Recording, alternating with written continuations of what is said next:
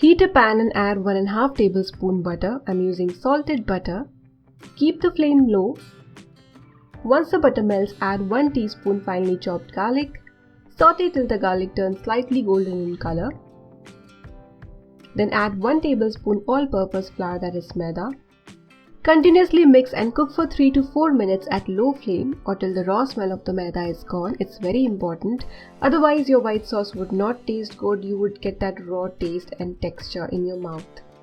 Then add half cup milk. Milk should be either cold or at room temperature. Do not use warm or hot milk. Continuously stir to remove the lumps and your sauce would look rich and creamy like this. Then add 1 small to medium sized finely chopped capsicum. You may first saute the vegetables and then add to the sauce, it's up to you. Then add boiled sweet corn, this is 1/4 cup, a little salt. Be careful with the salt. Mixed Italian seasoning, you may add only oregano if you have that. Give it a good mix. If you see that your white sauce has thickened a lot, you can add a little water like 1 to 2 teaspoons and adjust the consistency. Our vegetables are ready. You may transfer it to a bowl or you can just leave it in this kadhai and move to the next step. Heat a kadhai and add 2 to 3 teaspoons oil. Then add 1 teaspoon chopped garlic. Saute till the garlic turns slightly golden in color so that there is no raw smell. Then add 1 small sized finely chopped onion and saute till the onions turn slightly golden in color. Then add 1 medium sized finely chopped tomato. You may add tomato puree if you want. Add 1/4 teaspoon red chilli powder, a little water. Add a little water. Mix well, cover and cook at low flame for 5 minutes. After 5 minutes, you would notice that the tomatoes would become soft. Add a little salt. Add salt only as per the onion and tomato because Maggi masala already has salt in it. With the back of your spoon or spatula, mash the tomatoes and then add 1 cup water.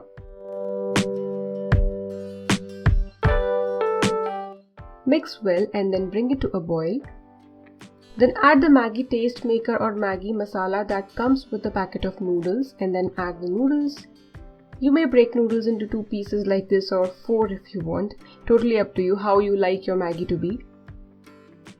Cook till the Maggi is done. Some of you might think that Maggi is a 2-minute thing and why spend so much time in preparing something like this. But I feel sometimes variations like these are necessary and they are totally worth the effort. So let's preheat the kadhai or pressure cooker. So add some salt, place a stand and place a plate on which we'll keep our mug. Cover and preheat at medium flame for 5 minutes. Here I've got 1 cube of processed cheese which I'm grating. I'm not going to grate it on the top of my mug because the mouth of mug is small and a lot of cheese would fall out of the mug while grating it directly on top of it. Next step is to make alternate layers of Maggi and veggies in white sauce. I'm using a heat-proof mug here. If you do not have a transparent mug like this, then it's okay. Any microwave safe dish, bowl, whatever you have in which you can make such layers, you can use that.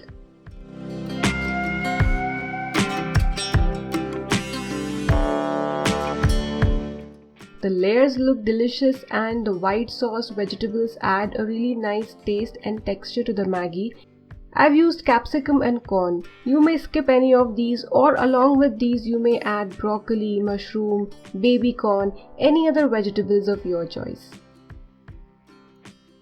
Finally, I'm adding the grated cheese. You can see the space to put cheese is very small. That is the reason I grated it before and not directly on top of this mug. And finally, I'm sprinkling some mixed Italian herbs. These are readily available in market, or you may use oregano, or you can simply skip it.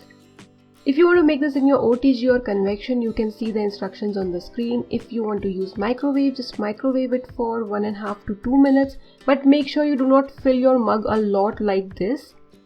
And in your kadhai or pan or pressure cooker, you should preheat it for 5 minutes at medium flame, then lower the flame and bake this dish for 10 minutes.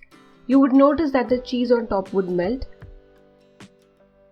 If you like this recipe, give this video a thumbs up and subscribe to Terrace Kitchen for more such wonderful recipes. Give this recipe a try and enjoy!